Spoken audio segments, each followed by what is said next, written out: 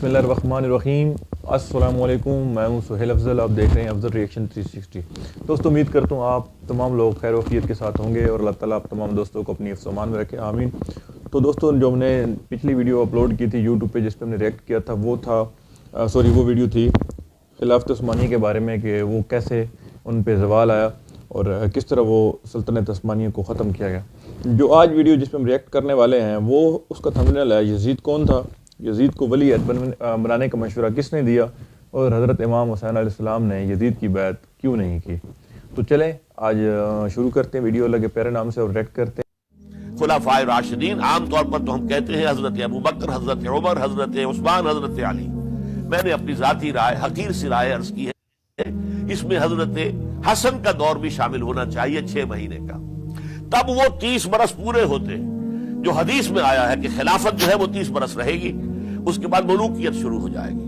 तो मुलूकियत का पहला कदम यह था कि हजरत मुआविया ने ताकत से बजोर खिलाफत हासिल की, इसलिए उनको खलीफा राशिद हम नहीं कहते।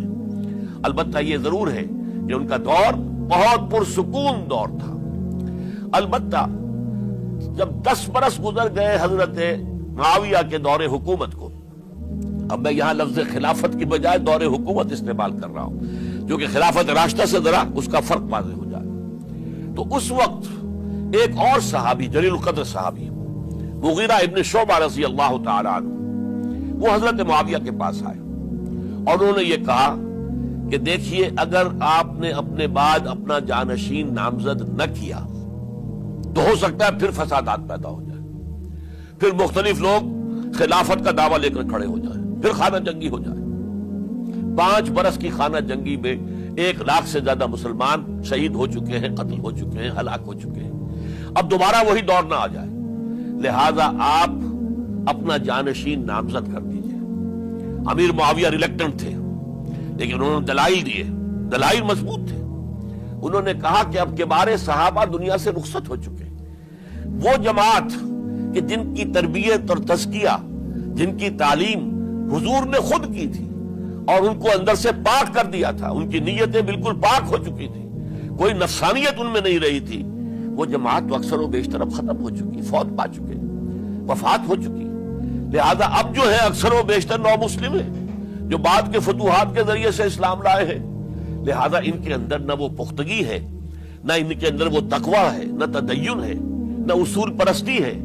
इस्लाम की पूरी तालीमात जो है वो उनके वजूद के अंदर, उनके शऊर के अंदर गहरी उतरी हुई नहीं है। लिहाजा अब सूरत हाल वो नहीं रह सकेगी जो हजरत अबू बकर या हजरत उमर या हजरत उस्मान या हजरत अली के जमाने में थी। लिहाजा आप नामजद कीजिए। ये भी बता दूं कि मुगीरा इब्न शुअबा कौन थे रजी अल्लाह तआला अन्हु। नंबर 1 ये कि असहाबे शजरा में शामिल है, जिन 1400 या 1800 अफराद ने हुजूर से बैत की थी सुलह हुदैबिया से मुत्तसिलन कब्ल, उस दरख्त के नीचे बैठकर जिसके बारे में सूरह फतह में फरमाया गया कि लक़द रज़ियल्लाहु अनिल मोमिनीन इज़ युबायिऊनका तहत शजरा, अल्लाह उन तमाम अहले ईमान से राजी हो गया जो है नबी सल्लल्लाहु अलैहि वसल्लम आपके दस्ते मुबारक पर बैत कर रहे थे उस दरख्त के नीचे, उनमें से मौजूद, उनमें ये मुगीरा इब्न शुअबा है। फिर मुगीरा इब्न शुअबा वो है कि हजरत अली और अमीर मुआविया, इनके दरमियान जो खाना जंगी हुई उसमें हमेशा हजरत अली के साथ रहे, हजरत अली के ही वो सपोर्टर थे, उनके साथ थे। इस पहलू से अच्छी तरह समझ लीजिए कि ये नहीं है कि वो दर हकीकत को पहले से वो अमीर मुआविया के साथी थे, नहीं। लेकिन अब जो सूरत हाल वो देख रहे थे, जहां दीदा इंसान थे, बहुत बड़े सियासतदान थे, जानते थे हालात को, हालात के नफ्स पर उनका हाथ था। लिहाजा उन्होंने ये मशवरा दिया और फिर अमीर मुआविया ने उस मशवरे को कबूल कर लिया और यजीद की वली अहदी का ऐलान कर दिया। ये बिल्कुल मिडल है हजरत अमीर मुआविया के दौरे खिलाफत का दरमियान। ये 10 साल जब हो गए थे हजरत अमीर मुआविया की खिलाफत को या हुकूमत को, तब ये मामला पेश आया और यजीद के हाथ पर ये बैत वली अहदी, तमाम जो भी मुख्तलिफ गवर्नर्स थे उनके जरिए से कह दिया गया अपने अपने इलाके के लोगों से बैत ले लो। ये बैत आमतौर पर लोगों ने कर ली है। अलबत्ता 5 शख्सियतें जो बहुत नुमाया थी, उन्होंने इस बैत से इनकार किया।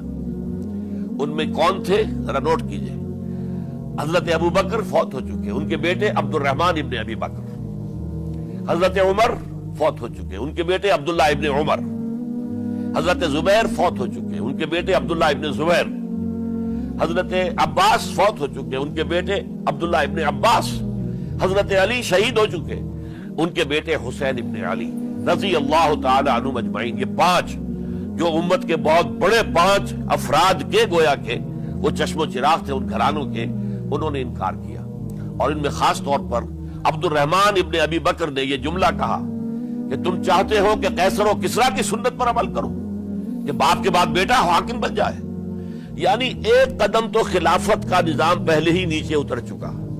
مشاورت سے تو حضرت امیر معاویہ کا بھی جو نسب ہوا ہے وہ مشاورت سے نہیں ہوا. ایک درجے میں وہ جو اللہ تعالیٰ کے رسول نے عمارت بنائی تھی شاندار، اس خلافت کا جو سیاسی نظام تھا اس میں ایک تو کڑی آ چکی زوال کی کہ ایک شخص نے طاقت کے ذریعے سے خلافت حاصل کر لی. اب اس کی اگلی کڑی لانا چاہتے ہو کہ قیصر و کسریٰ کے طریقے سے خاندان کے اندر، ایک قبیلے کے اندر یہ خلافت جو ہے یا حکومت جو ہے نسل بعد نسل، باپ کے بعد بیٹا اور بیٹے کے بعد پوتا، اس کو ہم کبھی گوارا نہیں کریں گے. حضرت امیر معاویہ بہت دانشمند انسان تھے. انہوں نے ان 5 حضرات پر کوئی تشدد نہیں کیا، کوئی جبر نہیں کیا، بلکہ رہنے دیا. ٹھیک ہے یہ بیعت نہیں کر رہے، ابھی تو بیعت ولی عہدی ہے، کوئی حرج نہیں. لہذا کوئی جھگڑا، کوئی اس وجہ سے کوئی فساد، اس بنا پر کوئی جنگ نہیں ہوئی.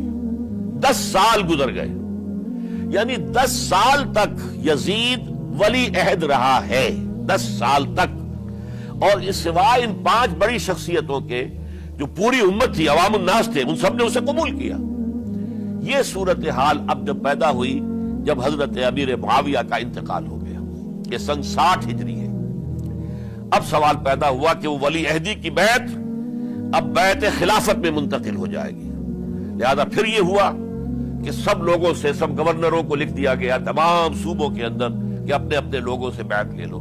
ظاہر بات ہے کہ وہاں کوئی ریفرنڈم نہیں ہوتا تھا، کوئی ووٹ نہیں ہوتے تھے کہ اس کی پرچیاں ڈالی جا رہی ہوں، ایک شخص سے رائے لینا نہیں ہوتی تھی، بلکہ اس وقت کی جمہوریت یہ تھی اور شورائیت یہ تھی کہ ڈیفرنٹ کلینز ہیں، ڈیفرنٹ فیملیز ہیں، ڈیفرنٹ ٹرائبز ہیں، ان کے سردار، ان کے بڑے لوگ، ان کے اہم لوگ بیعت کر لیں تو گویا کہ سب کی بیعت ہو گئی. وہ ایک قبائلی نظام تھا اور اس میں یہ نہیں تھا نظام کے ووٹ بنے ہوئے ہوں اور اس کی پرچیاں ڈالی جا رہی ہوں. تو تمام عالم اسلام نے گویا کہ بیعت قبول کر لی اب یزید کی بحیثیت خلیفہ. اب وہ جو 5 آدمی تھے ان میں سے ایک فوت ہو چکے تھے، حضرت عبد الرحمن ابن ابی بکر رضی اللہ تعالی عنہما، دونوں فوت ہو گئے. لیکن باقی 4 رہ گئے. ان 4 کو نوٹ کیجئے، اور یہ بڑا سینسٹیو ایشو ہے جس پر میں اب گفتگو کر رہا ہوں. ان 4 میں کون ہیں؟ عبداللہ ابن عباس، عمر میں سب سے بڑے وہ ہیں، اور ان کی شان یہ ہے کہ انہیں حبر الامہ کہا گیا ہے، امت کے سب سے بڑے عالم، اور قرآن مجید کے وہ سب سے پہلے مفسر ہیں. اصل جو جتنی بھی تفسیری روایات ہمیں ملتی ہے حضرت عبداللہ ابن عباس کے شاگردوں سے، تابعین سے، لہذا ان کا بہت اونچا مقام ہے. حضرت عبداللہ ابن عمر، ان کا مقام بھی آپ کو معلوم ہے، حدیثوں کی کتنی بڑی تعداد ہے جو عبداللہ ابن عمر سے مروی ہے، اور اس کو سلسلۃ الذہب کی پہلی کڑی کہا جاتا ہے. روایت حدیث میں جو سنہری زنجیر ہے اس کا آغاز حضرت عبداللہ ابن عمر ہے. ایک طرف یہ دونوں ہو گئے. ان دونوں کی رائے کیا ہوئی؟ اگرچہ کام غلط ہوا ہے، یہ اس طریقے سے قیصر و کسریٰ کی روایت پر عمل کرنا غلط ہے، لیکن یہ اتنی بڑی غلطی نہیں ہے کہ اس کی وجہ سے باہمی جنگ و جدال ہو، خوریزی ہو، ایک دوسرے کی گردنیں کاٹی جائیں اور فتنہ و فساد پیدا کر دیا جائے. لہذا انہوں نے یزید کی بیعت کر لی. 2 حضرات رہ گئے، یہ نسبتاً نوجوان ہیں. ان دونوں کی پیدائش ہجرت کے بعد ہوئی ہے.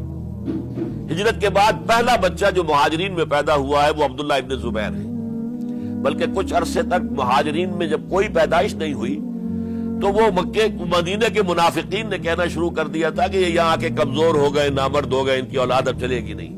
تو عبداللہ ابن زبیر جب پیدا ہوئے، اور آپ کو معلوم ہونا چاہیے وہ حضرت ابوبکر صدیق کے نواسے ہیں، حضرت عائشہ صدیقہ کی ہمشیرہ حضرت اسماء کے بیٹے ہیں. عبداللہ ابن زبیر، اور زبیر بہت شجاع، بہت ہی بہادر انسان تھے، تو عبداللہ ابن زبیر کے اندر بھی وہی کیفیات تھی۔ انہوں نے کہا نہیں، اس غلطی کو ہم برداشت نہیں کریں گے، خون ریزی ہوتی ہے تو ہو، لیکن ہم اسلامی نظام کو نیچے اترتا ہوا نہیں دیکھ سکتے۔ جیسے کبھی حضرت ابو بکر نے فرمایا تھا ایبدل الدین وانا حی، کیا دین میں ترمیم اور تنسیخ کر دی جائے گی، دین کو بدل دیا جائے گا، دین میں تحریف کر دی جائے گی، جبکہ میں ابھی زندہ ہوں، میں جیتے جی یہ نہیں ہونے دوں گا۔ حضرت عبداللہ ابن زبیر کی یہ رائے ہوئی، وی ہیو ٹو چیلنج، ہم مقابلہ کریں گے، ہم اسے پیسیولی قبول نہیں کریں گے۔ انہوں نے بیعت سے انکار کیا اور مدینہ چھوڑ کر مکے جا کر حرم کے اندر پناہ گزین ہو گئے۔ یہی معاملہ حضرت حسین ابن علی رضی اللہ تعالی عنہما کا تھا، وہ بھی نہایت شجاع، نہایت جری، نہایت بہادر۔ انہوں نے بھی کہا کہ یہ غلط قیصر و کسریٰ کی روایت جو شروع ہو رہی ہے، اسے ہم نے ریزسٹ کرنا ہے اور اسے ہم آگے نہیں چلنے دیں گے۔ جی تو دوستو یہ تھی ویڈیو آج کی، اور یہ ویڈیو تھی کہ حضرت مولا حسین علیہ السلام نے کیوں نہیں بیعت کی جدید کی، اور اس سے ہمیں کافی سارے سبق بھی ملتے ہیں۔ ایک سبق یہ ہے کہ آپ ہمیشہ حق پہ ڈٹے رہیں، اور حق پہ اللہ تعالیٰ آپ کے ساتھ ہمیشہ ہوتا ہے، اور باطل کو چھوڑ دیں۔ تو جو حق پہ ہوتا ہے وہ حق ہمیشہ زندہ رہتا ہے اور باطل ہمیشہ مٹ جاتا ہے، اور اس میں کوئی شک بھی نہیں ہے۔ آپ دیکھ رہے ہیں آج بھی حضرت امام حسین علیہ السلام کا نام زندہ، اور انشاءاللہ قیامت کے بعد تک بھی نام ان کا زندہ رہے گا، اور ان کی قربانیاں جو انہوں نے دی ہیں وہ صرف اسلام کی خاطر دی ہیں، ورنہ وہ آل رسول تھے، جو مانگتے تو اللہ تعالیٰ کی ذات کو عطا کر دیتا۔ تو یہ مثالیں، اس کے علاوہ یہ بھی ہے کہ آپ جب بھی حق پہ ہوتے ہیں تو اللہ تعالیٰ کی ذات آپ کا ساتھ دیتی ہے۔ امید کرتے ہیں دوستوں آپ کو ہماری یہ آج کی جو ریئیکشن ویڈیو تھی پسند ہی ہوگی، اور امید کرتے ہیں کہ آپ ہمارے چینل کو سبسکرائب بھی کریں گے، اور ویڈیو کو لائک اور بیل آئیکن کا بٹن ضرور دبائیے گا تاکہ آپ کو ہماری نئی آنے والی ویڈیو مل سکے۔ اللہ تعالیٰ تمام دوستوں کو اپنے حفظ و امان میں رکھے۔ آج کے لیے اللہ حافظ۔